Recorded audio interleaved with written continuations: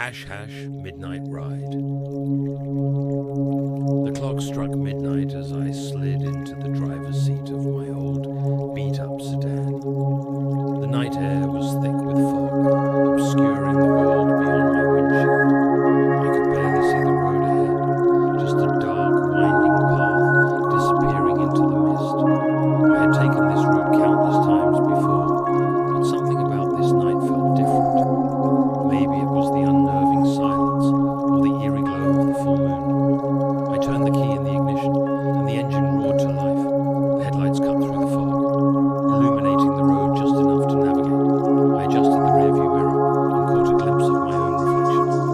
My eyes looked tired, almost haunted. I pulled onto the road, the tires crunching on the gravel. As I drove, the fog seemed to thicken, swallowing the car and the world around it.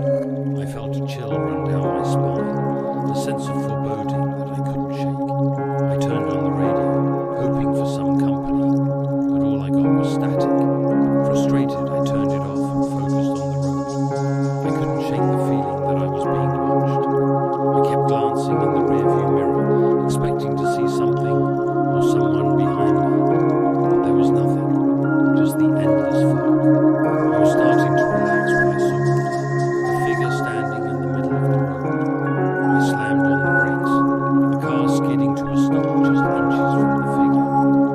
My heart was pounding in my chest as I peered through the windshield, trying to make out any details. It was a woman, dressed in a long white gown. Her hair was dark and tangled, hanging in front of her face. She stood motionless, staring at me with hollow eyes. I felt a wave of fear wash over me, freezing me in place. I rolled down the window and called out to her, my voice trembling. "Are you okay? Do you need help?"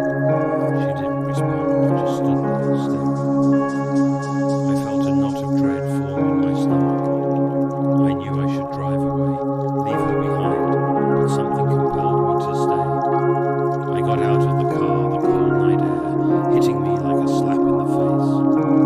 "Please," she whispered, her voice barely audible. "Help me." Before I could respond, she turned and ran into the fog, disappearing from sight. I stood there, stunned. I knew I should get back in the car and leave, but something told me I couldn't just abandon her. I had to follow her. I ran after her, the fog closing in around me. The road seemed to stretch on forever. I could barely see a few feet in front of me, but I kept going, driven by some unseen force. Finally, I saw her again, standing at the edge of a cliff. The moonlight illuminated her figure, making her look almost ethereal. She turned to face me, her eyes filled with sorrow. "I can't escape," she said, her voice trembling. "He's always watching, always waiting." "Who?" I asked, taking a step closer. "Who's watching you?"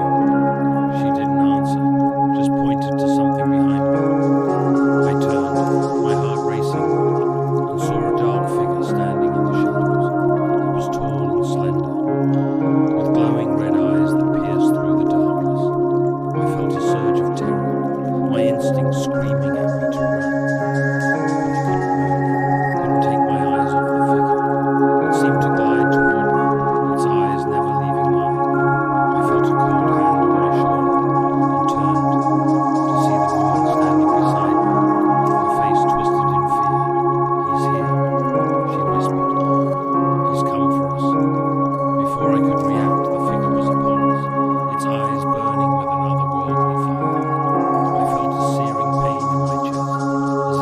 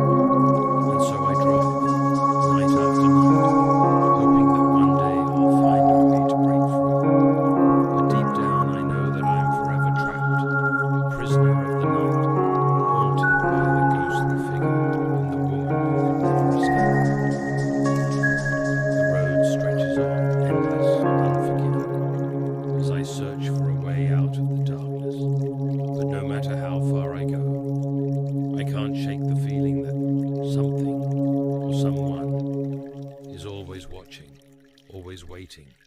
And so I drive into the night, hoping for a dawn that never comes.